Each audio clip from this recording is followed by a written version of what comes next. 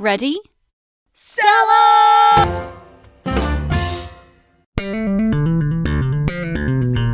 The pen is the first acknowledgment of the events of episode 14, The Deal, in which Jerry and Elaine explored the idea of being friends with benefits. Here's how Jerry sums up the situation to his parents. We decided we don't really work as a couple. We've tried all kinds of arrangements, but we can't seem to be friends when we sleep together.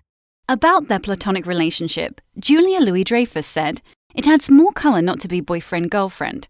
There are still flashes of jealousy on the parts of both of them when they're dating others, but I think that makes the stories less predictable."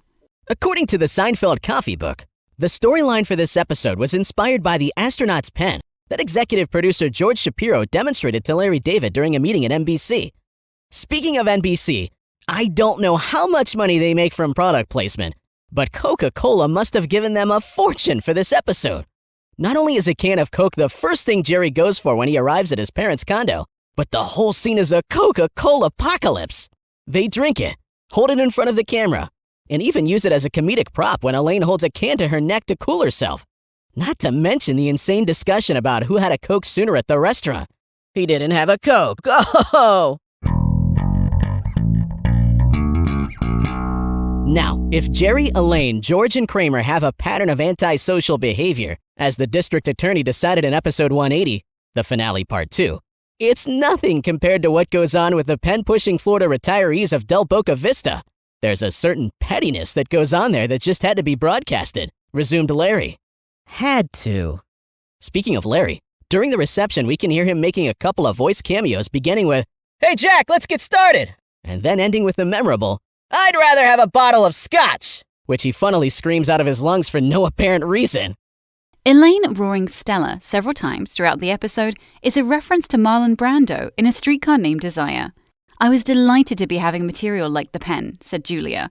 "Who would have thought to give that to a girl, to get high on muscular relaxant and then scream Stella?" The pen features the first appearance of Sandy Barron as Morty's rival, Jack Klompus. Barron will be back for episodes 82 and 83.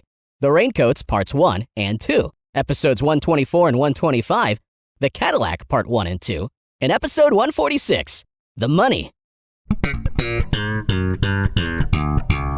With all the lines shared by Helen, Morty, and Jack, it's understandable that they had to cut somewhere, which explains why George and Kramer don't appear at all in this episode. Jason Alexander famously went to Larry David to discuss the matter, telling him, "I don't want to be here if I'm not indispensable. If you do it again, do it permanently.